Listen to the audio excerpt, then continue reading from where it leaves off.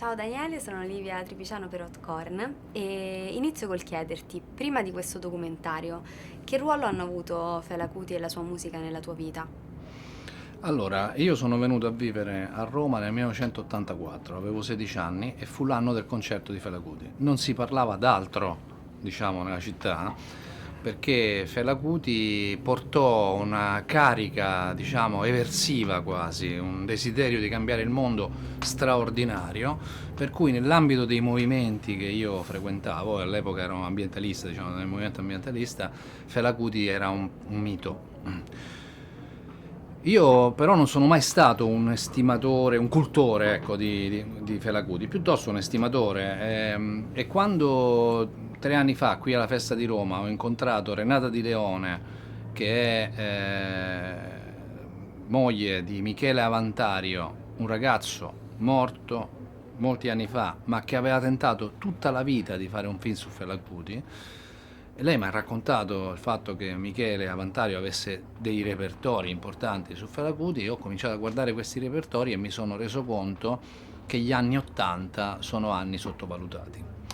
Sono anni sottovalutati perché prima di tutto noi che li abbiamo vissuti pensavamo che sarebbero stati gli anni peggiori della nostra vita e ci sbagliavamo di grosso, diciamo. Ma gli anni 80 sono stati soprattutto anni di grande sperimentazione nella musica, nelle arti, nel videoarte, il cinema.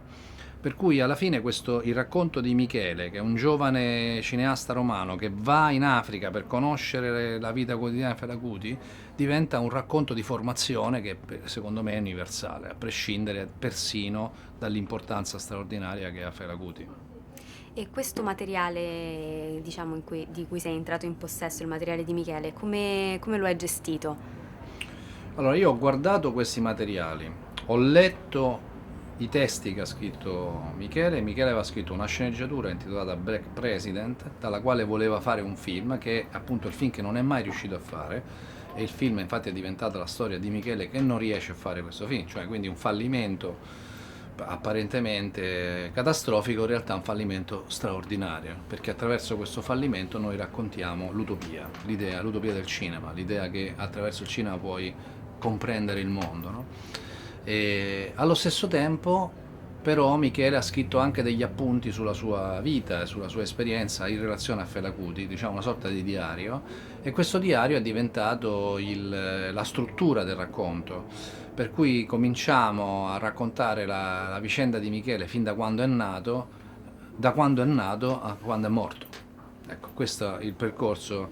E quindi Michele, con tutto il rispetto che si deve a una persona che non c'è più, però è diventato il nostro eroe, l'eroe che svolge tutta la sua vita davanti ai nostri occhi. E la sua vita, la parte importante della sua vita è in relazione con questo grandissimo musicista, politico, guida spirituale che era Fela Kuti.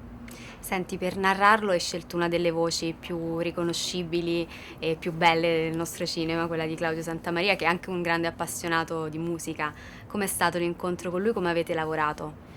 Allora, io e Claudio abbiamo uno scambio molto forte, perché Claudio è stato il protagonista di Diaz, e quindi è rimasto tra di noi un legame affettivo, professionale, intellettuale e così via.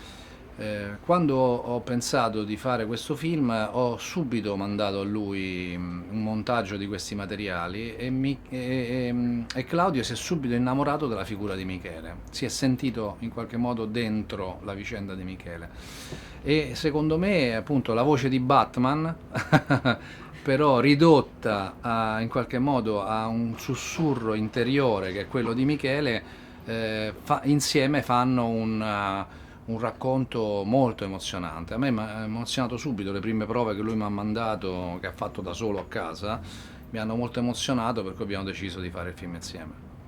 E secondo te oggi qual è la modernità di un personaggio come Fela Kuti, che è stato molto più di un musicista, no? Allora, noi oggi viviamo un paradosso. Noi abbiamo la sensazione di conoscere il mondo attraverso i media, attraverso i social, eccetera, eccetera. In realtà non ci muoviamo da casa. Mentre Michele prese l'aereo e andò a Calacuta a conoscere Fela Kuti e a vivere con lui, sostanzialmente per periodi molto lunghi, Noi siamo lì che siamo sostanzialmente degli spettatori. Quindi la storia di Michele Avantario che scopre Fela Kuti e il suo quotidiano è una grande chance che abbiamo per capire fino a che punto noi viviamo prigionieri di noi stessi. Detto questo, il veicolo che trova Michele Avantario nella musica e nel mito di Fela Kuti, noi oggi non ce l'abbiamo, ma ci dice qualcosa anche questo, cioè noi oggi non possiamo pensare di farcela da soli. Il mondo è molto più grande di quello che noi possiamo immaginare guardando un cellulare o una televisione, e sarebbe anche ora che muovessimo un po', come si dice, il nostro fondoschiena e ci dessimo da fare per abbracciarlo il mondo, perché altrimenti l'unica cosa che rimane al mondo per autoregolarsi è la guerra, invece noi ci dobbiamo volere bene.